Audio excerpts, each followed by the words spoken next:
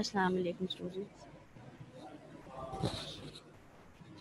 How are you and what are you doing? What are your activities right now? It's a very long vacations right now.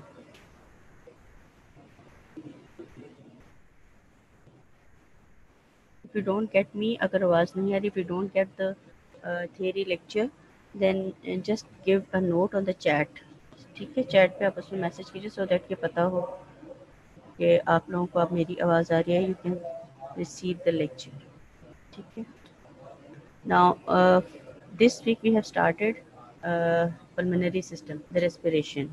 पहले तो lecture doctor Afsheen ने लिया आपके साथ. Now I'm going to continue it by discussing the pulmonary circulation. Circulation जैसे हमने पहले पढ़ा है पूरा चैप्टर, हमने उसमें pulmonary circulation नहीं डिस्कस की थी. जो जितने भी type of circulation in the different portions of the body, cerebral circulation है, कोरोनरी सर्कुलेशन तो हमने इसके साथ ही डिस्कस कर ली थी, पल्मोनरी है, रीनल है दूसरी. तो जैसे जैसे हम सिस्टम्स करते जाएंगे उसके साथ ही हम उनकी सर्कुलेशन भी डिस्कस करते जाएंगे. So as far as respiratory system is concern, तो उसमें मेनली जो लंग सर्कुलेशन है that we call it as pulmonary circulation. ठीक. अब लंग्स के अंदर दो टाइप की सर्कुलेशन हो रही होती है. एक तो वो जो कि उसके टिश्यू को सप्लाई हो रही है, और एक वो सर्कुलेशन जो कि उसमें से पास ऑन हो रही है टू बी ऑक्सीजनेटेड. तो जो उसको सप्लाई हो रही है वो ऑक्सीजनेटेड ब्लड है, जो उसके डिफरेंट टिश्यूज़ को सप्लाई हो रहा है, डिफरेंट अंदर वेसल्स को सप्लाई हो रहा है, इंटरस्टिशियम को सप्लाई हो रहा है. तो उसमें वो सारा ऑक्सीजनेटेड ब्लड होता है क्योंकि उसने ऑक्सीजन सप्लाई करनी है to make the tissue work. ठीक. वो होता है high pressure low flow circulation. High pressure आ रहा था सिस्टेमिक सर्कुलेशन के थ्रू. ठीक है. और उसमें जो है जो अमाउंट होता है ब्लड का वो उसमें कंपैरेटिवली कम होता है as compare to the other type of circulation in it. और ये आता है through bronchial arteries. Bronchial arteries आ रही होती हैं सर्कुलेशन के थ्रू, सिस्टेमिक सर्कुलेशन से. ब्रोंकियल आर्टरी आके सप्लाई करती हैं ट्रेकिया को, ब्रोंकियल ट्री को. Supporting tissue of the lung, supporting tissue होता है कि जो कि वहाँ पे एल्वेलाई और जो कैपिलरीज इन द वेसल्स पड़ी हैं, अंदर टर्मिनल ब्रोंक्यूल्स पड़े हैं, उनके दरमियान में जो टिश्यू पड़ा हुआ है उनको सपोर्ट कर रहा है, उनको एंकर कर रहा है उनकी अपनी प्रॉपर जगह पे. Supporting tissue of the lungs होता है, वो सारा कनेक्टिव टिश्यू होता है. And adventitia of the pulmonary arteries and the veins. Adventitia तो जो आउटर कवरिंग होती है वेसल्स की, आर्टरीज और वेन्स की जो आउटर कवरिंग होती है उसको हम एडवेंटिशिया कहते हैं. तो उसमें एक टाइप ऑफ सर्कुलेशन आ रही है जिसमें ऑक्सीजनेटेड ब्लड है, वो ब्रोंकियल आर्टरी के थ्रू आ रहा है और वो आके सप्लाई कर रहा है ट्रेकिया को, ब्रोंकिया को, ब्रोंक्यूल्स को, टर्मिनल वेसल्स को, एडवेंटिशिया को और जो सपोर्टिंग टिश्यू है उन सबको. ठीक है. और ये प्रेशर जो है ना ऑब्वियसली लोअर होता है as compare to the aortic pressure, क्योंकि एओर्टा से ब्लड आ रहा है वो ब्रांचेस में आके further more and more branches में वो सर्कुलेट कर रहा है. तो सक्सेसिवली जिस जिस ब्रांच में जा रहा है वहाँ पर उसका ब्लड प्रेशर लो होता चला जाता है एज़ कम्पेयर टू एओर्टिक. अब दूसरी टाइप की सर्कुलेशन क्या होती है? लो प्रेशर सर्कुलेशन होती है, हाई फ्लो, लेकिन उसमें अमाउंट ऑफ ब्लड फ्लो ज़्यादा होता है. अब उसमें क्या आ रहा होता है, सारा जो वीनस ब्लड आ रहा है बॉडी से through left ventricle pulmonary artery के थ्रू लंग्स में एंटर हो रहा है. इसमें सारा वीनस ब्लड है क्योंकि इसने ऑक्सीजनेट होना है. ठीक है. तो it supplies the venous blood from all over the body to pulmonary capillaries for oxygenation. So ये दो टाइप के डिफरेंट ब्लड जो होते हैं वो लंग्स में पास ऑन हो रहे होते हैं. ठीक है.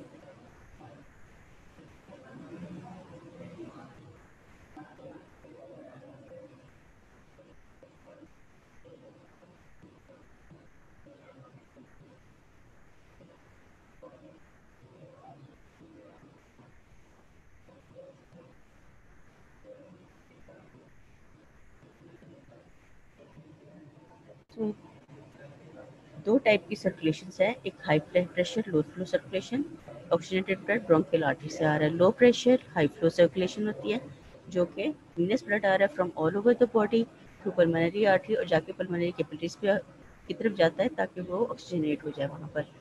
और मेन जो है आर्टरीज जो जा रही हैं, पल्मोनरी आर्टरी आती है राइट वेंट्रिकल से, लंग्स में एंटर होती है, यहाँ पे वो सारे लंग्स को सप्लाई करती है, वहाँ पे ब्लड जो है ऑक्सीजनेट होता है और पल्मोनरी वेन के थ्रू लेफ्ट एट्रियम में चला जाता है. ठीक.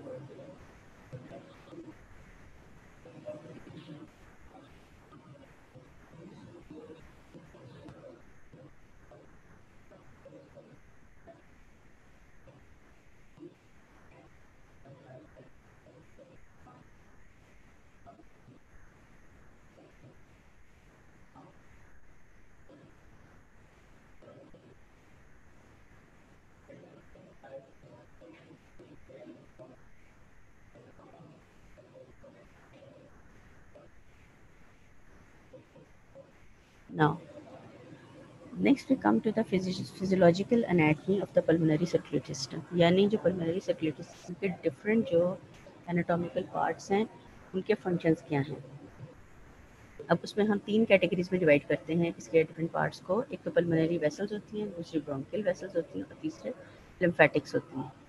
ठीक, तो जो पल्मोनरी वेसल्स होती हैं वो जैसे pulmonary artery which leaves the right ventricle, जैसे ही राइट वेंट्रिकल से पल्मोनरी आर्टरी निकलती है थोड़े से डिस्टेंस पे जाके वो दो में डिवाइड हो जाती है, right and the left branches.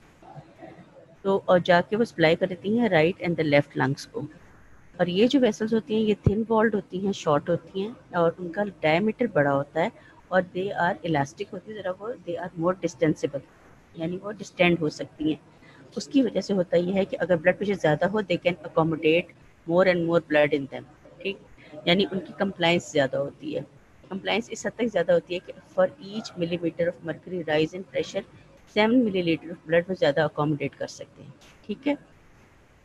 Large compliance का फ़ायदा क्या होता है? It helps to accommodate stroke volume of right ventricle. कि जितनी कंप्लाइंस ज़्यादा होती है, अगर स्ट्रोक वॉल्यूम राइट वेंट्रिकल से ज़्यादा भी आ रहा होता है तो वो उस ब्लड को अकोमोडेट कर सकता है. सो पल्मोनरी वेसल्स जो होती हैं वो राइट वेंट्रिकल से पल्मोनरी आर्टरी निकलती है, राइट लेफ्ट में डिवाइड होती है, राइट और लेफ्ट लंग्स को चली जाती है. थिन वॉल्ड होती हैं, ये शॉर्टर इन लेंथ होती है और डिस्टेंसिबल होती है, इलास्टिक होती हैं, इनकी कंप्लाइंस ज़्यादा होती है क्योंकि ये ज़्यादा ब्लड को अकोमोडेट कर सकती है. इसलिए हेल्प करता है कि अगर स्ट्रोक वॉल्यूम ज़्यादा हो जाए फ्रॉम द राइट वेंट्रिकल तो उसको अकोमोडेट कर सके without any damage to the tissues. फिर होती है पल्मोनरी वेन्स. पल्मोनरी वेन्स के they are also short and empty the effluent blood. Effluent blood के जो ब्लड लंग्स में से ऑक्सीजनेट होकर निकल रहा है. ठीक है. अब ये इफ्लुएंट ब्लड जो होता है ना, ये जाके डिफरेंट वेसल्स से, वेसल्स जो डिवाइड हुई हुई हैं वो दोबारा जुड़नी शुरू हो जाती है, दे कोएलेस और जॉइन करके और वो बना देती हैं पल्मोनरी वेन. पल्मोनरी वेन जो है ना वो एंटर हो जाती है into left atrium. So this is how pulmonary vessels they supply the circulatory system. फिर आ जाती हैं ब्रोंकियल वेसल्स. ब्रोंकियल वेसल्स जो होती है ना वो आ रही होती है सिस्टेमिक सर्कुलेशन से. एओर्टा के आगे फर्दर ब्रांचेस और वो जाके ब्रोंकियल आर्टरीज बनाती हैं और they contain the 1 to 2% of the cardiac output. उसमें ऑक्सीजनेटेड ब्लड होता है to supply the connective tissue, septa और ब्रोंकाई वगैरह को सबको सप्लाई करता है. It empties into pulmonary vein. ये भी ब्लड जो है ना सारा सप्लाई करने के बाद पल्मोनरी वेन में एंटर होगा जो कि जाके लेफ्ट एट्रियम में ड्रेन कर जाएगा. लेफ्ट वेंट्रिकल में जो प्रेशर होता है 1 to 2% कार्डिक, उसकी आउटपुट भी 1 to 2% ज़्यादा होती है राइट से. ज़ाहिर है ऑब्वियसली राइट पे प्रेशर कम होता है और लेफ्ट पे प्रेशर ज़्यादा होता है और वॉल्यूम ऑफ ब्लड भी लेफ्ट पे ज़्यादा होता है. इसकी वजह से उसकी कार्डिक आउटपुट लेफ्ट साइड की 1 to 2% ज़्यादा होती है. ठीक है. तीसरी टाइप की जो है इसमें पल्मोनरी कंपोनेंट है सर्कुलेशन का, वो है लिम्फेटिक्स. लिम्फेटिक्स हमने पहले भी पढ़ा है, वो फ्लो करता है इन बिटवीन द टिश्यूज. ठीक है. They are present throughout the supporting tissue of the lung. और ये प्रेजेंट अब लंग्स में ये सपोर्टिंग टिश्यू के अंदर सारी लिम्फेटिक्स पड़ी हुई हैं.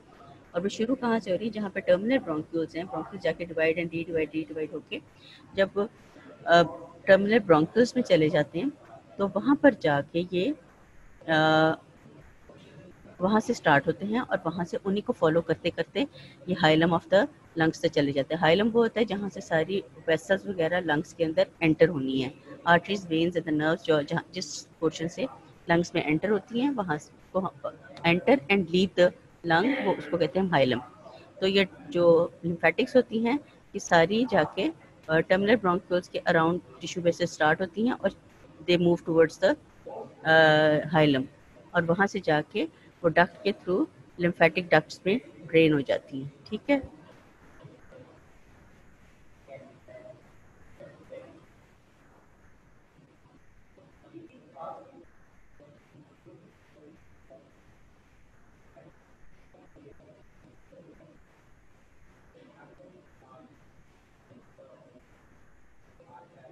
उसके बाद कहते हैं उनका काम क्या है. अब लिम्फेटिक्स करते हैं, एक तो प्लाज्मा प्रोटीन जो होती है ना उनको रिमूव करते हैं वहाँ से, और दूसरे जो कि ऐसा मटेरियल विच इज़ डेंजरस या कोई इन्फेक्टिव मटेरियल है जो कि उसको प्रिवेंट करता है from entering into the pulmonary oedema. ठीक है. Enter into the pulmonary alveolus so that कि पल्मोनरी एडिमा ना करे. ठीक है. लिम्फेटिक्स क्या है? वो सारे टिश्यूज में होती हैं, वो दे कोर्स टुवर्ड्स द हाइलम और वो अपने साथ लेकर जाती हैं प्लाज्मा, एक्सेसिव प्लाज्मा प्रोटीन को वहाँ पे एक्यूमुलेट नहीं होने देती। और दूसरी बात ये है कि वो जो डैमेजिंग मटेरियल होता है उसको भी लंग्स में से क्लियर ऑफ कर देती हैं, ताकि जब उस वहाँ पे लंग्स में पल्मोनरी एडिमा ना डेवलप हो due to the plasma proteins and the other material. ठीक है, सो 3 कंपोनेंट्स हो गए, पल्मोनरी वेसल्स हो गई, ब्रोंकियल वेसल्स हो गई, लिम्फेटिक्स हो गई। ये पल्मोनरी सर्कुलेशन की कंपोनेंट्स हैं।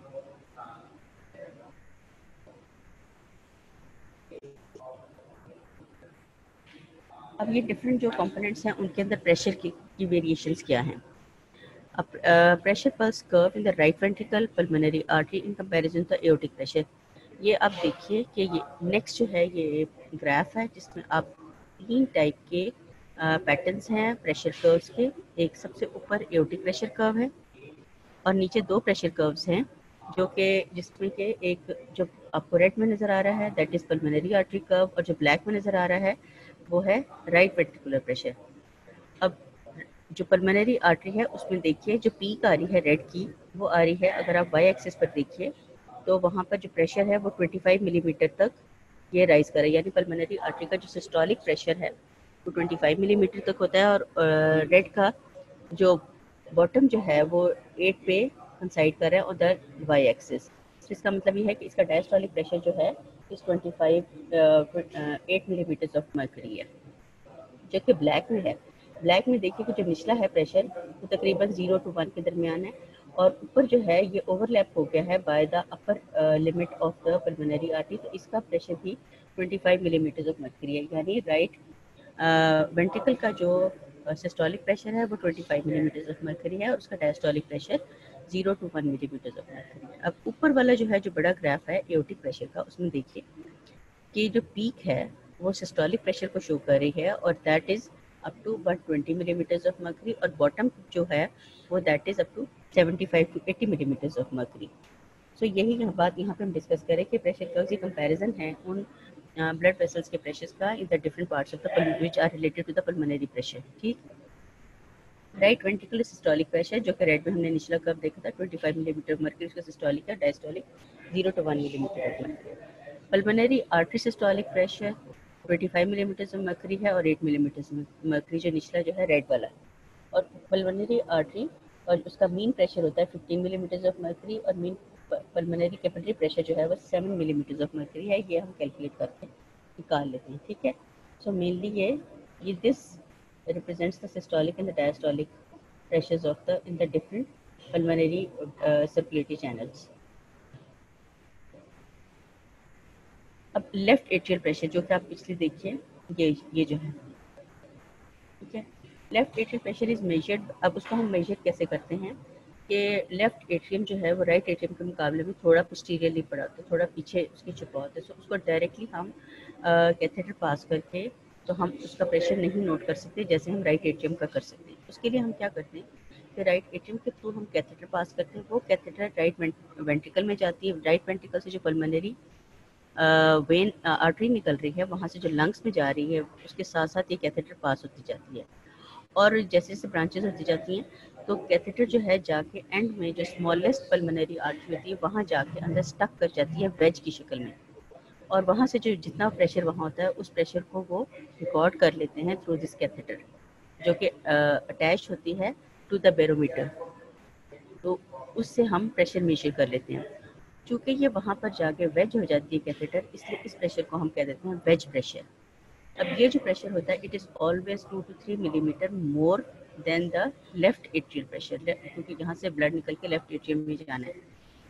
तो अगर लेफ्ट एट्रियम में उधर ब्लड ज़्यादा हो जाए तो फिर पीछे ये इसका भी प्रेशर जो है with in the pulmonary artery जो वेज प्रेशर होता है ये भी बढ़ जाता है। ठीक है, ये ज़्यादा इसका फ़ायदा होता है कि जब ये कंजेस्टिव कार्डियक फेलियर या लेफ्ट हार्ट फेलियर के जो पेशेंट्स होते हैं उनमें हमने चूँकि प्रेशर मेजर करना होता है to give the proper treatment, तो उसके लिए हम ये कैथेटराइजेशन का जो मेथड है वो यूज़ करते हैं to determine the wedge pressure. इसी के रेलेवेंस से हमें पता चल जाता है कि लेफ्ट एट्रियल प्रेशर कितना होगा।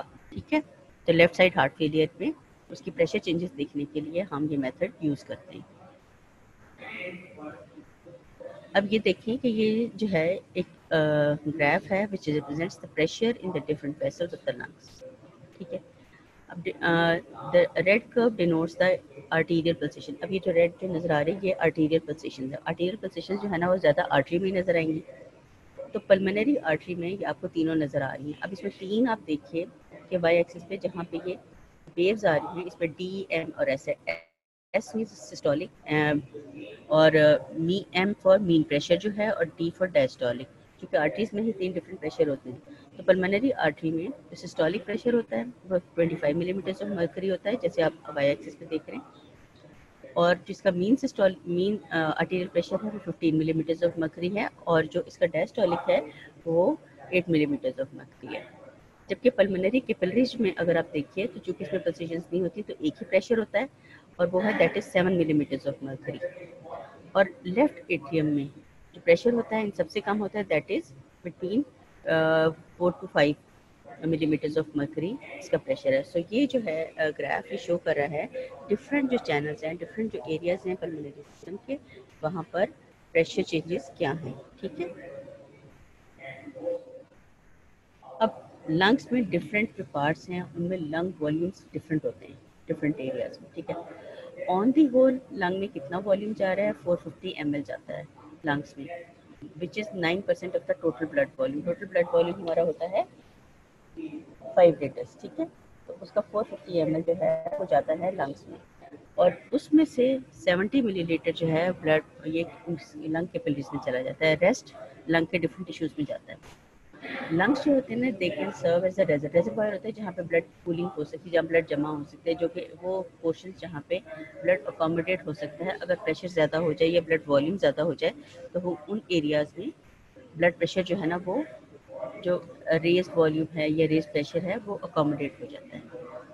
अब इतना अकोमोडेट हो जाता है कि अगर अंदर वेजोकंस्ट्रिक्शन हो जाए लंग्स में तो कार्डियक आउटपुट का हाफ अकोमोडेट करता है, और अगर डायलिटेशन हो जाए इन कैपिलरीज की विद इन द लंग्स तो वो इतनी ज़्यादा होता है कि वो double the volume of cardiac output को भी अकोमोडेट कर देता है without giving any disasters changes और या वो कोई डैमेजेस टू द टिश्यू। ठीक है, बगैर टिश्यू डैमेज किए वो double the volume of the cardiac output को भी अकोमोडेट कर लेता है अपने अंदर।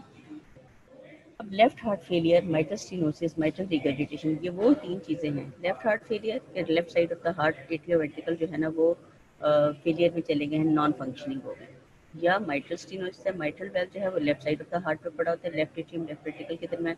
अगर उसका स्टेनोसिस हो गया यानी वो खुल ही नहीं रहा और वो कंट्रैक्टेड फेस में है, या रिगर्जिटेशन है या इनकम्पिटेंट हो गया है और उससे ब्लड ऊपर नीचे कर रहा है फ्लो, तो ये सारी कंडीशंस होती हैं। उससे होता ये है कि जो ब्लड है वो डैम अप हो जाता है इन द पल्मोनरी सर्कुलेशन। ठीक है, और पल्मोनरी सर्कुलेशन में जब चला जाता है तो ये इंक्रीज कर देता है पल्मोनरी ब्लड वॉल्यूम, और जब पल्मोनरी ब्लड वॉल्यूम जब इंक्रीज करता है तो वहाँ से ये अकोमोडेट कर सकता है कार्डिक आउटपुट 9% पे नॉर्मली होता है, तो ये 100% तक भी अकोमोडेट कर लेता है। लेकिन उसका नुकसान ये होता है कि वो डैमेज करना शुरू हो जाता है पल्मोनरी कैपिलरीज को, और वो जब डैमेज होता है पल्मोनरी कैपिलरीज को तो फ्लूइड उससे एक्सूड आउट हो जाता है और पल्मोनरी एडिमा हो जाता है। Pulmonary oedema is a dangerous and disasters situation. ठीक है, so volume of the blood जो है ना दैट इज 450 ml नॉर्मली, जो कि 9% है कार्डिक आउटपुट का। उसमें 70 मिलीलीटर कैपिलरीज में चला जाता है। उसकी कैपिलरीज जो कि लंग्स की एक्सपैंड हो सकती हैं और उसकी सारी वेसल्स एक्सपैंड हो सकती हैं और कंस्ट्रिक्ट भी कर जाती है according to the needs of the oxygen. तो ये हाफ द कार्डिक आउटपुट तक भी चला जाता है और डबल द कार्डिक आउटपुट भी चला जाता है। लेफ्ट हार्ट फेलियर के केस में होता है चूँकि आगे हार्ट फंक्शनिंग नहीं होता, ब्लड आगे पंप नहीं कर रहा होता वो, तो पीछे जो लंग्स होते हैं उनमें ब्लड जो है वो ज़्यादा उसका वॉल्यूम इंक्रीज कर जाता है क्योंकि वहीं पे कूल होना शुरू हो जाता है ब्लड, और वो ऑलमोस्ट पूरे का पूरा कार्डिक आउटपुट यानी 100% ऑफ द कार्डिक आउटपुट को भी अकोमोडेट कर लेता है। लेकिन उसका नुकसान ये होता है कि जो कैपिलरीज होती हैं वो डैमेज होना शुरू हो जाती हैं उसकी वॉल्स, और वहाँ से फ्लूइड एक्सूड आउट होना शुरू हो जाता है in the interstitial tissue of the lung, और वो जो एक्सूड आउट होता है वो कर देता है पल्मोनरी एडिमा, जो कि लीथल होता है फॉर द लाइफ। ठीक है, अब जो उसका मैकेनिक्स क्या है, blood flow through the lungs, के लंग्स में किस तरह ब्लड फ्लो होता है। Blood flow through the lungs is equal to the cardiac output, अमोन जितना cardiac output from the left from the right ventricle आता है उतना ही लंग्स में अकोमोडेट हो जाता है, ठीक है। For adequate aeration of the blood, अब जाहिर है ब्लड जा किस लिए रहा है लंग्स में, प्रॉपर ऑक्सीजनेशन के लिए, प्रॉपर एरेशन के लिए and removal of the carbon dioxide के लिए, यानी ताज़ा हवा उसमें शामिल हो जाए। The blood should be distributed to the area where alveoli are best oxygenated. It is achieved by the following. होता क्या है, अब सारे लंग्स में इक्वली तो नहीं है ब्लड सप्लाई हो रही है, और इक्वल नंबर ऑफ एल्वेलाई भी नहीं होते सारे पोर्शन ऑफ द लंग्स में। सो मकसद हमारा ये होता है कि जो ब्लड है वो उन एरियाज ऑफ द लंग्स में जाए जहाँ पे alveoli are best in number and are best functioning.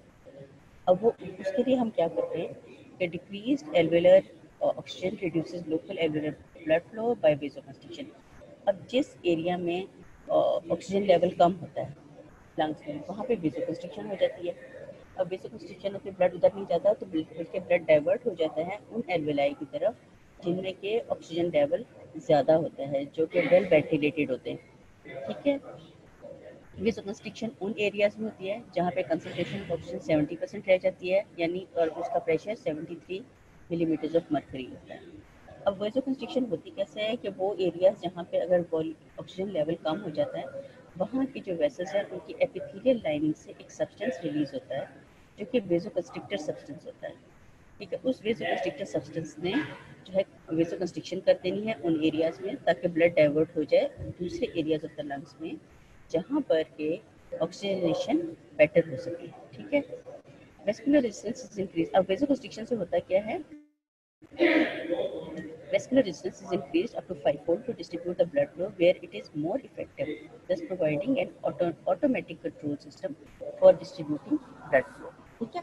यानी ये सारा एक इंटरनल मैकेनिज्म है लंग्स का जो कि ऑटोमेटिकली फंक्शन कर रहा है कि ताकि वो डाइवर्ट कर सके जो कि ब्लड आ रहा है through the pulmonary artery for oxygenation, उसको डाइवर्ट कर दिया जाए उन एरियाज ऑफ द लंग्स में जहाँ पे ऑक्सीजन एंड द एयरेशन ज़्यादा है, एल्वेलाई वेल वेंटिलेटेड हैं। तो उन एरियाज में जहाँ पे कम ऑक्सीजनेशन होती है, कम वेंटिलेशन होती है, वहाँ पर से जो हाइपोक्सिक जो इसके एपिथेलियल सेल्स होते हैं वो हाइपोक्सिया क्या होता है, डिक्रीज ऑक्सीजन कंसंट्रेशन। तो उन एपिथेलियल सेल्स से एक वेसोकंस्ट्रिक्टर सब्सटेंस रिलीज होता है उन एरिया में जो ब्लड वेसल्स होती हैं वो उनमें वेसोकंस्ट्रिक्शन हो जाती है और ब्लड डाइवर्ट हो जाता है टू द अदर एरियाज, ठीक है। और हाइपोक्सिक उन कंडीशन में होता है कि जहाँ पर ऑक्सीजन लेवल जो है 70% हो जाए या उसका प्रेशर जो है 73 मिलीमीटर ऑफ मर्करी उससे भी कम हो जाए। So this is how the blood flow is regulated automatically in the lungs.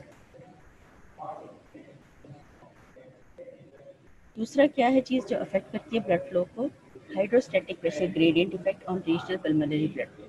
अब हाइड्रोस्टैटिक के कितना ब्लड वॉल्यूम है इन the different parts of the lungs, ठीक है।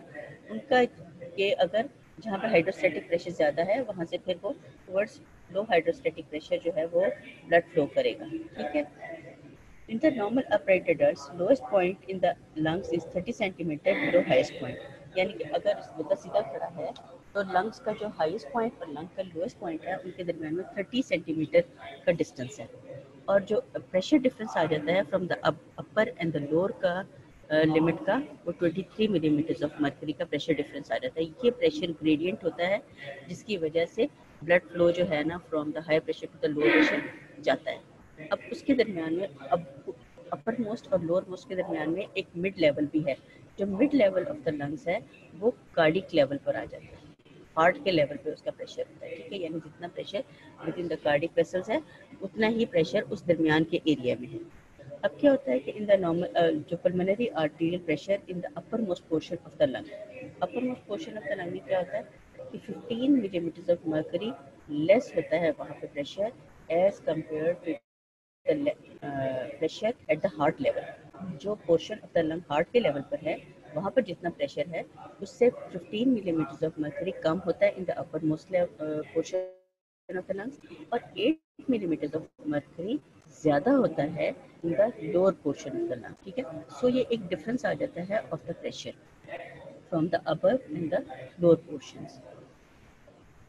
Capillary pressure decreases if the एल्वेओलर pressure is increase और वाइस वर्सा, ठीक है। अगर एल्वेलाई जो है उनमें प्रेशर ज़्यादा हो जाए तो कैपिलरीज जो उसके बीच में से गुजर रही हैं तो ज़ाहिर में कंप्रेस हो जाती है। अगर एल्वुलर जो है वो ज़्यादा एयर चली गई है और वो फूल गए हैं, बड़े हो गए, तो जो बीच में से जो कैपिलरीज पास हो रही है वो कंप्रेस हो जाती हैं और उनमें प्रेशर कम हो जाता है। और अगर एल्वुलर में प्रेशर कम हो जाए तो कैपिलरीज जो है उनमें प्रेशर जो उनको वो डायलेट हो जाती हैं और उनमें वेसोकंस्ट्रिक्टर इफेक्ट कम हो जाता है, ठीक है, और प्रेशर उसका नॉर्मल पे आ जाता है।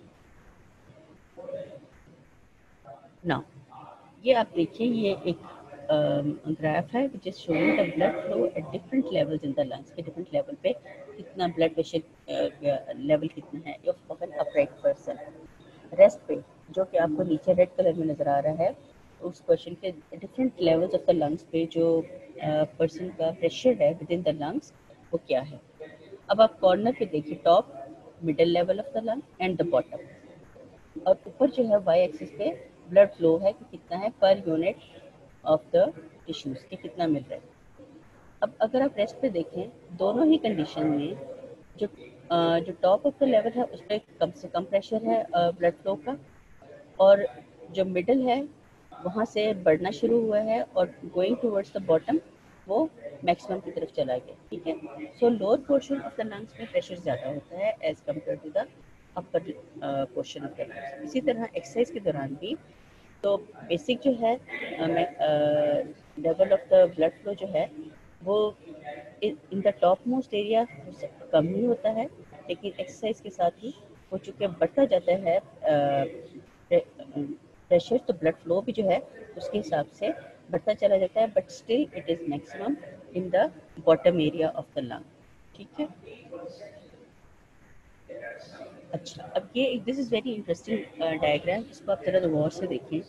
इसमें तीन चीज़ें दिखाई, एक तरफ देखिए आर्टरी है ब्लू में, क्यों है क्योंकि पल्मोनरी आर्टरी जो है वो डी ऑक्सीजनेटेड ब्लड लेके जा रही है, ठीक है, इसलिए वो ब्लू से उन्होंने रिप्रेजेंट किया। दूसरी साइड पे पल्मोनरी वेन है जो कि ऑक्सीजनेटेड ब्लड लेकर आ रही है, और इसलिए उसको हम पल्मोनरी वेन कहते हैं क्योंकि as it is entering the heart. अब इसके दरमियान में जो एक सर्कल नज़र आ रहा है PALV, ये प्रेशर है, एल्वुलर प्रेशर, और ये पल्मोनरी कैपिलरी प्रेशर है, ठीक है। अब थ्योरी बिहाइंड इट क्या है, ये different zones of the lungs हैं, ठीक है। Different zones of the lungs में जो ब्लड सप्लाई होती है वो डिफरेंट होती है। अब अगर मैं इसको आपको डायग्राम में दिखा दूँ तो जोन 1 जो है उसमें जो एल्वुलर प्रेशर है वो बहुत ज़्यादा है, और उसकी वजह से जो कैपिलरी प्रेशर है in between artery and the when, जो कैपिलरीज हैं उसके अंदर प्रेशर कम हो गया क्योंकि alveolar pressure in this area is very huge, तो वो कंप्रेस हो गई है कैपिलरीज बीच में। जोन 2 में देखिए, इधर से आर्टरी आ रही है और दूसरी साइड पे वेन, लेकिन बीच में उन्होंने दिया है कि पल्मोनरी कैपिलरी प्रेशर जो है ना वो वेरिएबल है। अगर पल्मोनरी एल्वुलर प्रेशर जो है ना वो उतना ही रहता है, लेकिन सिस्टोलिक जब होता है, ये चूँकि ये हार्ट के लेवल पर होता है, तो ड्यूरिंग सिस्टली जब ब्लड फ्लो ज़्यादा होता है तो पल्मोनरी कैपिलरीज जो होती है ना उनमें प्रेशर बढ़ जाता है और वो खुल जाती है और ब्लड फ्लो होना शुरू हो जाता है टुवर्ड्स द वेन। सो ये इंटरमिटेंट होता है कि सिस्टली में वहाँ ब्लड फ्लो ज़्यादा हो जाता है, डायस्टली में ब्लड फ्लो कम हो जाता है। जोन 3 में नीचे देखिए, ये इसमें कंटिन्यूस रहता है क्योंकि इसमें पल्मोनरी एल्वुलर प्रेशर जो है वो कम रहता है as compare to the pulmonary capillary pressure. Capillaries में प्रेशर हमेशा ज़्यादा होता है एल्वुलर प्रेशर से, इसलिए वो कंस्ट्रिक्ट नहीं होती हैं और उनमें ब्लड फ्लो जो है वो स्मूथ रहता है और ये थ्रू आउट ओपन रहता है, ठीक है। This is the mechanics of the blood flow in the 3 blood flow zones of the lungs. Zone 1 है no flow, alveolar air pressure जो है that is greater than the arterial pressure. Zone 2 है intermittent flow, उसमें systemic arterial pressure rises above the pulmonary alveolar pressure, तो वो खुल जाती है, बट ड्यूरिंग डायस्टनी होता है कि arterial pressure falls below alveolar air pressure, तो वो फिर कंस्ट्रिक्ट हो जाती है। जोन 3 जो है उसमें कंटिन्यूस फ्लो होता है, arterial pressure in the pulmonary capillary pressure जो होता है ना they remain more than the greater than the alveolar pressure in at all times. यही बात यहाँ पर बताइए कि under different normal and pathological lung conditions there are 3 possible zones of the pulmonary blood flow. 3 different zone बन सकते हैं pulmonary blood flow को अगर हम कैटेगराइज करेंगे। जोन 1 कि अगर कोई ब्लड फ्लो नहीं है during all phases of cardiac cycle, alveolar capillary pressure कभी भी that doesn't rise above the alveolar pressure, alveolar में प्रेशर ज़्यादा ही रहता है, पल्मोनरी जो कैपिलरीज होती हैं वो कंस्ट्रिक्ट रहती हैं, डायलेटेड होती है, इसलिए वहाँ पे ब्लड फ्लो इम्प्रूव नहीं होता। जोन 2 है जहाँ पे इंटरमिटेंट फ्लो है, जो कि कम भी हो सकता है, ज़्यादा भी होता है। ज़्यादा कब होता है जब पल्मोनरी आर्टेरियल प्रेशर ज़्यादा होता है सिस्टोलिक फेजेस के दौरान, और डायस्टोलिक के दौरान क्योंकि प्रेशर कम होता है तो कैपिलरीज जो होते हैं ना उनका प्रेशर एल्वियोलर प्रेशर से कम हो जाता है और वो उनका डायमीटर कम हो जाता है। ठीक है, जोन 3 होता है उसमें कंटिन्यूस ब्लड फ्लो रहता है, क्योंकि पल्मोनरी कैपिलरी प्रेशर जो है वो is greater than the alveolar pressure. ठीक है, through out the cardiac cycle.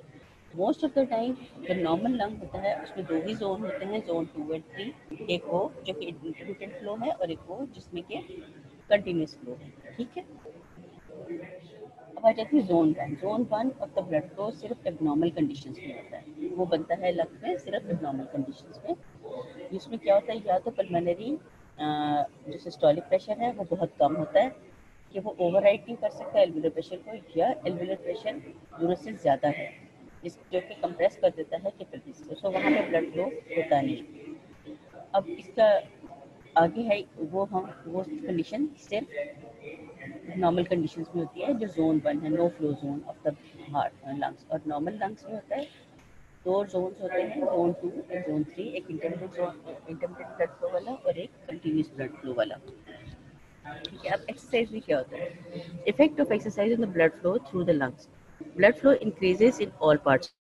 Obviously जब एक्सरसाइज हम लोग करते हैं तो सारे मसल्स जो हैं दे गेट इनटू एक्शन, सबको जो है ना प्रॉपर न्यूट्रिशन चाहिए, and increase amount huge amount of oxygen चाहिए is required to for the muscles to contract. ठीक है, अपर पोर्शन में ये इंक्रीज कर सकता है अप टू जो ब्लड फ्लो है 700 to 800% तक इंक्रीज कर जाता है, और लोअर पोर्शन में 200 to 300 % तक इंक्रीज करता है, क्योंकि ऑलरेडी वहाँ प्रेशर ज़्यादा बिल्डअप होता है। ठीक है, increase cardiac output during heavy exercise is accommodated by the pulmonary circulation without large increase in the pulmonary artery pressure. Sorry, होता क्या है, एक्सरसाइज के दौरान कार्डिक आउटपुट बहुत ज़्यादा बढ़ जाता है, आप देखिए कि 700% में इंक्रीज कर जाता है, लेकिन पल्मोनरी आर्टरीज जो पल्मोनरी टिश्यू है वो ज़्यादा डैमेज नहीं होता। उसकी क्या रीज़न होती है, रीज़न ये होती है कि पल्मोनरी कैपिलरीज जो होती हैं ना, जो ऑलरेडी प्रेजेंट एग्जिस्ट कर रही हैं, वो ओपन अप हो जाती हैं, डिस्टेंड हो जाती हैं, फैल जाती हैं। ठीक है, दूसरे नई कैपिलरीज भी ओपन अप होना शुरू हो जाती हैं। ठीक है, वो अकोमोडेट कर रही थी। तीसरे arterial pressure, pulmonary arterial pressure पहले से थोड़ा हायर लेवल पे सेट हो जाता है, जो कि सारे इस इंक्रीज कार्डिक आउटपुट को ड्यूरिंग एक्सरसाइज वो अकोमोडेट कर लेता है। ठीक है, सो एक्सरसाइज में सारा ही ब्लड फ्लो इंक्रीज करता है, और अपर पोर्शन में 700 to 800% इंक्रीज कर जाता है। जो लोअर पोर्शन है उसमें वो ज़्यादा नहीं, 200 to 300% से ज़्यादा नहीं करता, लेकिन जितना भी होता है वो अकोमोडेट करता है कार्डिक आउटपुट को, तो लेकिन without damaging the lungs. Damage क्यों नहीं होता है, इसलिए नहीं होता है क्योंकि जो कैपिलरीज पहले से पड़ी हुई है वो खुल जाती हैं, ओपन अप डायलेट हो जाती हैं। नई कैपिलरीज जो हैं जो कि पहले बंद थी बिल्कुल, वो भी ओपन हो जाती हैं। और दूसरे पल्मोनरी आर्टेरियल प्रेशर जो है वो एक थोड़ा सा हायर लेवल पे सेट हो जाता है, जो कि अकोमोडेट कर लेता है ब्लड को, तो टिश्यू डैमेज नहीं होता है। नॉर्मल कंडीशन ये देखिए एक्सरसाइज में effect on the mean pulmonary arterial pressure, कि वो ज़्यादा हायर लेवल पे सेट हो जाता है during exercise by increasing the cardiac output during exercise. अब आप देखिए कि एक्स एक्सिस के ऊपर कार्डिक आउटपुट है 0, 4 लीटर, 8, 12, 16, 20 एंड 24 लीटर। ठीक है, और जो पल्मोनरी आर्टेरियल प्रेशर है वो किस तरह वेरी करता है with the increase in the cardiac output during exercise. आप देखिए नॉर्मल पे जो पल्मोनरी आर्टेरियल प्रेशर है, अगर हम वाई एक्सिस पे उसको ये ब्लैक स्पॉट को कंसाइड करें तो ये 15 पे आता है। ठीक है, तो 15 millimetre of mercury mean arterial pressure होता है नॉर्मली, और जबकि नॉर्मल कार्डिक आउटपुट 4-5 लीटर्स पर मिनट होती है। लेकिन ड्यूरिंग एक्सरसाइज होता है क्या है कि कार्डिक आउटपुट बढ़ती चली जाती है। जब कार्डिक आउटपुट बढ़ती चली जाती है और अगर कार्डिक आउटपुट 24 लीटर्स पर मिनट तक हो जाए, तो आप इधर वाई एक्सिस पे देखिए वो कंसाइड करता है कि जो पल्मोनरी आर्टेरियल प्रेशर है वो 15 मिलीमीटर से 30 मिलीमीटर ऑफ मर्क्यूरी तक पहुंच जाता है to adjust the extra amount of cardiac output. ये सारे फैक्टर्स मिलके ड्यूरिंग एक्सरसाइज हमारे लंग्स को बचा रहे होते हैं फ्रॉम द डैमेजिंग इफेक्ट्स। क्या functions of the pulmonary circulation if the left atrial pressure rises due to left heart failure. अब क्या होता है पल्मोनरी सर्कुलेशन में, क्या क्या चेंजेस आ रही होती हैं अगर, क्योंकि पल्मोनरी सर्कुलेशन से left side of the heart को सारी आ रही है सर्कुलेशन, तो अगर वहाँ पे आगे हार्ट फेलियर है और आगे ब्लॉक है, यानी कि आगे हार्ट फंक्शन ही नहीं कर रहा, आगे पंप ही नहीं कर रहा, इन हेल्थ अब होता क्या हेल्दी पर्सन में क्या होता है कि left atrial pressure never rises above 6 millimetre of mercury due to opening of the venules in the capillaries. ठीक है, left atrial pressure normally 6 millimetre of mercury से ज़्यादा नहीं बढ़ता है। लेफ्ट हार्ट फेलियर में क्या होता है कि the blood damps up in the left atrium. Left heart failure हो गया, सारा ब्लड जमा हो जाता है लेफ्ट एट्रियम। लेफ्ट एट्रियम में तो उसके बैक प्रेशर से left atrial pressure rises from, left atrial pressure अपना कितना हो जाता है 1 to 5 मिलीमीटर ऑफ मर्करी से बढ़ के 40 to 50 मिलीमीटर ऑफ मर्करी तक चला जाता है। So up to a rise of 7 millimeters of mercury does not affect pulmonary circulatory function। कि अगर pulmonary circulation में उसका लेवल जो है +6 से +7 भी हो जाएगा तो इतना डैमेजिंग इफेक्ट नहीं होता। But any increase in the left atrial pressure above 7 to 8 millimeters of mercury, वहाँ पर भी अगर उसका pressure 7 to 8 millimeters of mercury left atrial से भी आना शुरू होता है तो वो कैपिलरी प्रेशर इंक्रीज कर देता है टू अ ट्रेमेंडस अमाउंट। ठीक है, उसके बाद आता है लेकिन अगर यही राइज चला जाए 30 मिलीमीटर ऑफ मर्क्यूरी पे, तो कैपिलरी प्रेशर इतना ज़्यादा हो जाता है कि उसके डैमेजिंग इफेक्ट स्टार्ट हो जाते हैं और कैपिलरीज इतना ज़्यादा प्रेशर फिर वो अकोमोडेट नहीं कर सकती हैं और उसकी वॉल्स विथस्टैंड नहीं करती हैं ये एक्स्ट्रा प्रेशर को। तो उनमें ब्रेक्स आना शुरू होती हैं, ब्रेक्स आती हैं तो वहाँ से फ्लूइड एक्सूड आउट होना शुरू हो जाता है इनटू द सराउंडिंग टिश्यू और पल्मोनरी एडिमा हो जाता है। ठीक है, यानी जो पल्मोनरी सर्कुलेशन है अगर लेफ्ट एट्रियल प्रेशर जो है वो बढ़ जाए या लेफ्ट हार्ट फेलियर हो जाए तो पीछे बैक प्रेशर ज़्यादा हो जाता है। अगर ये प्रेशर 7 मिलीमीटर्स तक हो लेफ्ट एट्रियम में तो वो पीछे इतना इफेक्ट नहीं करता है पल्मोनरी सर्कुलेशन को, लेकिन अगर यही 7 मिलीमीटर ऑफ मर्करी से बढ़ जाए तो वो अफेक्ट करना शुरू हो जाता है। और अगर ये चला जाए बियॉन्ड 30 to 40 या 50 मिलीमीटर ऑफ मर्करी तो कैपिलरीज जो है वो इतना ज़्यादा लोड नहीं विथस्टैंड करती, नहीं बर्दाश्त कर पाती, तो उनकी जो वॉल्स हैं वो ब्रेक होना शुरू हो जाती हैं और वहाँ से फ्लूइड एक्सूड होना शुरू हो जाता है। ठीक है, now this was all about today's lecture. Next will discuss rest of the chapter, हम लोग डिस्कस करेंगे in the day after tomorrow, the next lecture on Friday. If you have any queries, any questions you want me to discuss again, I'm here for you to discuss it. Please write down your questions in the chat. कोई भी आपको अगर slide revise करनी है, repeat करनी है, so I repeat it for you so that when you leave the class आप लोगों को आइडिया हो कि what you have done today। ठीक है,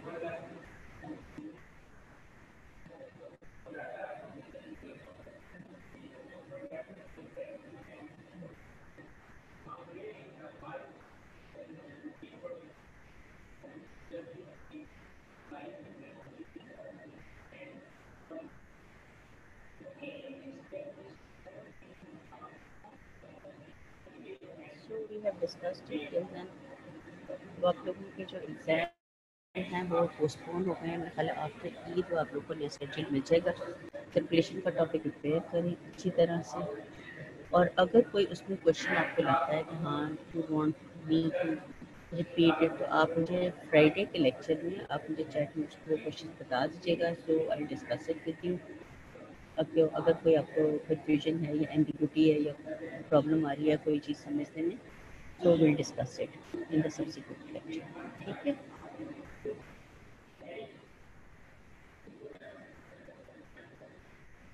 एक दफ़ा रिव्यू कर लेते हैं सारा हमने आज क्या किया है। लंग सर्कुलेशन को हमने किया 2 टाइप की होती है, ऑक्सीजनेटेड ब्लड आ रहा है ब्रोंकियल आर्टरीज के थ्रू और वो सारे टिश्यूज को सप्लाई कर रहा है। दूसरा वीनस ब्लड आ रहा है जो कि सारे पोर्शन से आ रहा है, लेफ्ट पल्मोनरी आर्टरी के थ्रू आ रहा है और वो लंग से पास ऑन होके ऑक्सीजनेट होके और लेफ्ट एट्रियम में चला जाता है। ठीक है,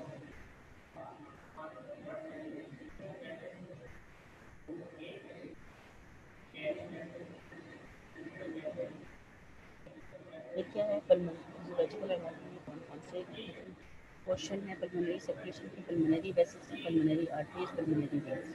pulmonary artery left right ventricle से निकल के दो में डिवाइड होती है, राइट लेफ्ट लंग को सप्लाई करती है, डिवाइड एंड रीडिवाइड होकर सारे एरियाज में चली जाती है और थिन वॉल होती हैं, इलास्टिक होती हैं, वो ज़्यादा एक्सपैंड कर सकती हैं और उनकी कंप्लाइंस ज़्यादा होती है। 7 मिलीमीटर मिलीलीटर पर मिलीलीटर राइजिंग प्रेशर को अकोमोडेट कर सकते हैं। ठीक है, पल्मोनरी वेन जो है ना वो आप ज्वाइन करती हैं और पल्मोनरी वेन बनाती हैं और लेफ्ट एट्रियम में ड्रेन कर देती हैं। ब्रोंकियल वेसल जो है सिस्टमिक सर्कुलेशन से आती है, ऑक्सीजनेटेड ब्लड लेकर आती हैं, लंग्स को सप्लाई करती हैं। ठीक है, और stroke volume of left ventricle जो है 1 to 2% ज़्यादा होता है as compare to the right. Lymphatics जो हैं वो सारे लंग टिश्यू में प्रेजेंट होती हैं और उन लंग टिश्यू से वो जाके जो टर्मिनल ब्रोंकिल्स हैं उनके पास से वो शुरू होती हैं और वहाँ से वो दे पोस्ट वर्ड्स यानी वो जाती हैं फ्रॉम द ब्रोंक्यूलर लेवल वो जाती हैं वहाँ तक हाइलम तक, ताकि वो ड्रेन हो जाए into the right thoracic duct में। और वहाँ से लिम्फेटिक और फंक्शन इनका क्या होता है कि इन्होंने प्लाज्मा प्रोटीन या जो पर्टिकुलर मैटर वगैरह है दूसरा डैमेजिंग तो उसको रिमूव कर देती हैं from the lungs so that के पल्मोनरी एडिमा ना हो। फिर आ जाता है प्रेशर। इन पल्मोनरी सिस्टम में डिफरेंट जगह पे प्रेशर कितना होता है।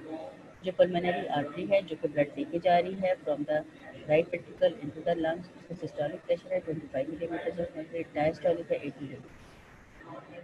जो हमारे पास आ गया रहता है राइट वेंट्रिकल का प्रेशर वो मैक्सिमम होता है 25 मिलीमीटर ऑफ मर्क्यूरी और डायस्टोलिक जो है 0 to 1 मिलीमीटर होता है। मीन आर्टीरियल प्रेशर 15 होता है और कैपिलरी प्रेशर जो है वो 7 मिलीमीटर ऑफ मर्क्यूरी का पल्मोनरी सिस्टम है। तो कैपिलरीज में जबकि 7 मिलीमीटर से ज़्यादा होना शुरू होगा तो कैपिलरीज जो है उनका फंक्शन हैम्पर होना शुरू हो जाता है। ठीक है, ये है ग्राफ जिसमें ऊपर ब्लड प्रेशर नजर आ रहा है और नीचे आपको और कर्व्स नजर आ रहे हैं राइट वेंट्रिकुलर और मेरी आर्टरी कर्व्स, जिसमें उनके सिस्टोलिक और डायस्टोलिक प्रेशर डिपेक्ट किए गए हैं। अब अगर लेफ्ट होता है तो लेफ्ट एट्रियल प्रेशर हम किस तरह से करते हैं, क्योंकि वो डायरेक्टली नहीं किया जा सकता, that is lying on the posterior side of the heart.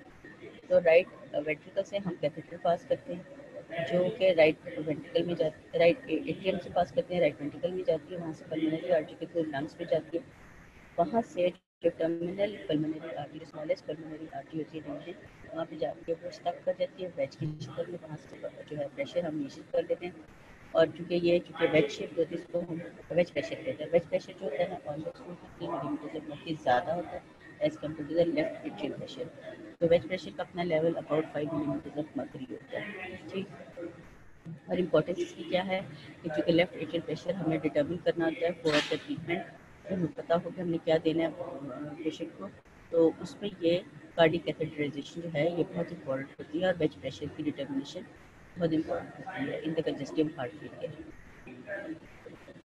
ये जो है ये डिफरेंट एरियाज में जो प्रेशर है विद इन द वेसल्स क्या है। पल्मोनरी आर्टरी में चूँकि वेरिएबल प्रेशर होता है, सिस्टोलिक पे 25 होता है, मीन आर्टरियल प्रेशर इसका 15 है, डायस्टोलिक पे 8 मिलीमीटर होता है। पल्मोनरी के जिसका कांस्टेंट होता है वो 7 मिलीमीटर ऑफ मर्क्यूरी होता है और लेफ्ट एट्रियम का जो प्रेशर है वो 5 मिलीमीटर ऑफ मर्क्यूरी।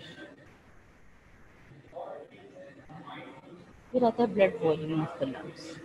ये लंग्स जो हैं उसके अंदर 450 ml तक ब्लड जाता है जो कि राइट वेंट्रिकल से जाता है, that is 9% of the blood circulation. Important बात इसकी ये है कि इसमें से 70 मिलीलीटर जो है ना वो कैपिलरीज में चला जाता है, rest is supplying the rest is acting the other blood vessel channels of the lungs. ठीक है, अब इसमें जो होता है चूँकि इसकी जो वेसल्स हैं एक्सपैंड कर सकती है, कंस्ट्रिक्ट कर सकती हैं, सो it can accommodate the twice the amount of cardiac output। और अगर वेसोकंस्ट्रिक्शन हो जाए तो half of the cardiac output पे भी ब्लड को अकोमोडेट करती है। अब जो कंडीशन होती हैं लेफ्ट हार्ट फेलियर हो जाए, माइट्रल स्टीनोसिस हो जाए या माइट्रल रिकग्निशन हो जाए, उसमें क्या होता है चूँकि बैक प्रेशर ज़्यादा होता है तो ये जो अकोमोडेशन है इसके 9% से बढ़ के 100% तक भी अकोमोडेट करता है, लेकिन उस पर जाके 100% तक जाते उसके डैमेजिंग इफेक्ट होते हैं और पल्मोनरी एडिमा होने के चांसेस हो जाते हैं क्योंकि कैपिलरी वॉल जो है ना डैमेज होना शुरू हो जाता है। फिर ब्लड फ्लो जो है इन the different areas of the lungs जो है ना वो डिफरेंट होता है और इसमें प्रेफरेबली उन एरियाज ऑफ द लंग्स में ब्लड फ्लो ज़्यादा हो जाता है जहाँ पे एल्वेलर ऑक्सीजनेशन ज़्यादा हुई हुई है, ऑक्सीजन लेवल ज़्यादा है, वेल एरेटेड है ताकि वो वहाँ पर उसकी एरेशन ऑफ द ब्लड अच्छी हो जाए। तो जिन एरिया में ऑक्सीजन कम होती है उनका वहाँ पर oxygen pressure 73 millimetre of mercury से कम होता है या 70% ऑफ ऑक्सीजन सेचुरेशन होती है वहाँ पे, तो वहाँ के एपिथेलियल सेल्स जो होते हैं ना वहाँ से वेसोकंस्ट्रिक्टर सब्सटेंस रिलीज होता है जो कि वेसल कंस्ट्रिक्ट कर देता है उन वेसल्स को। सो ब्लड उन वेसल्स की तरफ जाता ही नहीं है और सारा ब्लड जो है ना उन वेसल्स की तरफ चला जाता है, उन एल्वेलाई की तरफ चला जाता है जो कि वेल वेंटिलेटेड हैं, वेल एरेटेड हैं, कि जहाँ पर ऑक्सीजन लेवल ज़्यादा है, सो दैट कि proper oxidation of the blood हो जाए। ठीक है,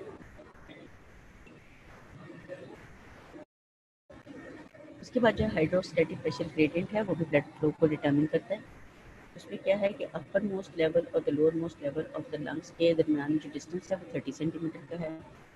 उसकी वजह से जो ब्लड प्रेशर के जो उसके with the different portion of the lung है, तो प्रेशर डिफरेंस आ जाता है, वो 23 मिलीमीटर ऑफ मर्करी आता है between the above and the lower level of the lungs.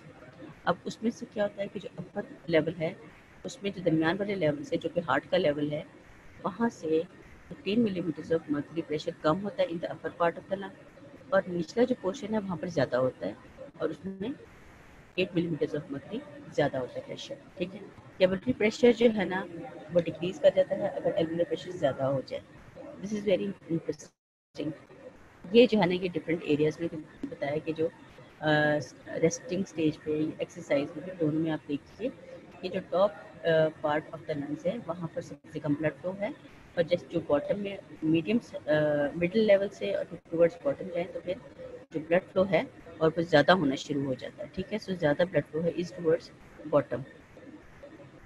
ये जो है इनमें 3 जोन्स का बताया गया है। पहला जोन है no blood flow zone, zone 2 होता है इंटरमिटेंट ब्लड फ्लो जोन, और जोन 3 होता है कंटिन्यूस ब्लड फ्लो। जोन 1 में क्या होता है कि अगर पल्मोनरी एल्वुलर प्रेशर जो है ना वो ज़्यादा बढ़ जाए तो पल्मोनरी कैपिलरीज जो है बीच में कंस्ट्रिक्ट हो जाती हैं, वो कंस्ट्रिक्ट होती हैं तो उसकी वजह से ज़ाहिर है वहाँ से ब्लड फ्लो होता ही नहीं है।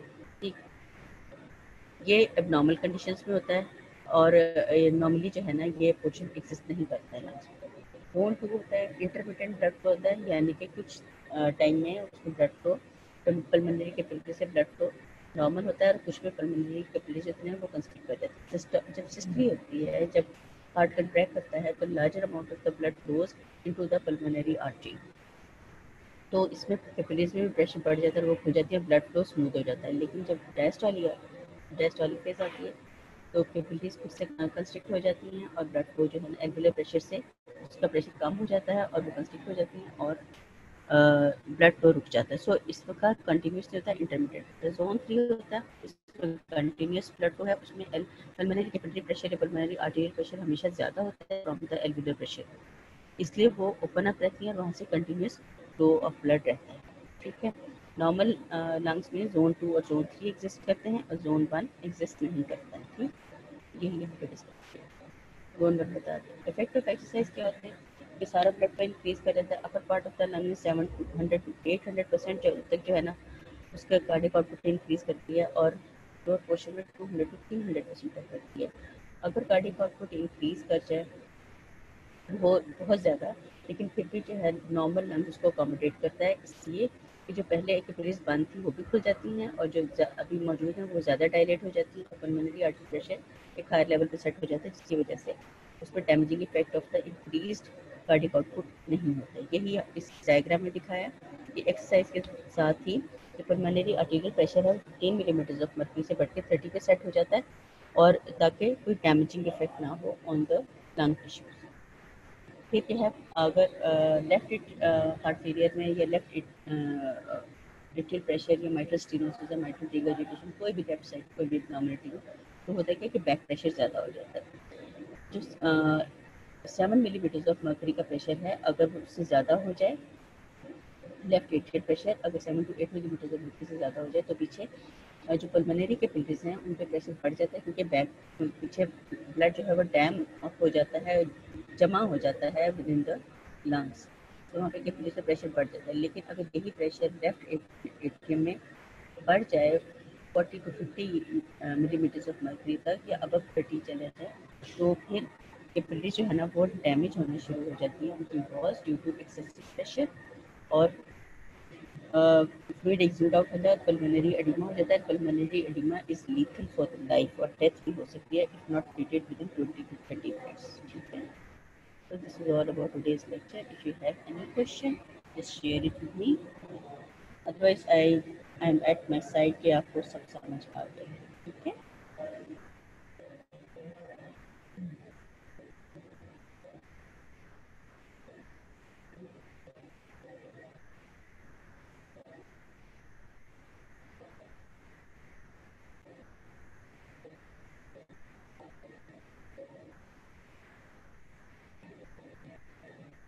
think you have understood everything. Good luck to you, और इसको पढ़ो, अब ज़रा पढ़ना शुरू कर दो आप, क्योंकि अब आगे टेस्ट ही टेस्ट होने हैं आगे पीछे, और होपफुली जो सिचुएशन बन रही है हो सकता है कि आप लोगों को इसी इन्हीं टेस्ट की बेसिस पे ही कोई आपके आगे प्रमोशन के रिजल्ट हो जाए, कुछ हो जाए, whatever is coming to decide, और जो आपके हैं मैनेजमेंट को जो डिसाइड करेंगे। सो बी सीरियस, अब ज़रा हो जाए, पढ़ लें, ताकि जो है ना आप इन्हीं इन्हीं टेस्ट की बेसिस को इनको कैजुअली बिल्कुल ना लेना, क्योंकि हो सकता है इन्हीं की एवरेज पे आपकी प्रमोशन हो जाए। ठीक है, तो इसलिए जो है ना आप लोग इनको सीरियसली लें, पूरा पढ़ के और सही ध्यान से लें, और स्केड्यूल्स आपको मिलते रहते हैं। फिर भी कोई आपको पीछे भी टैक्सेस में कोई प्रॉब्लम हो, मैंने आपसे पहले भी कहा है कि आप मुझे नेक्स्ट टाइम बता सकते हैं, ये चैट में मुझे क्वेश्चन लिख आई okay. Thank you so much, good luck, best of luck everybody, thank you.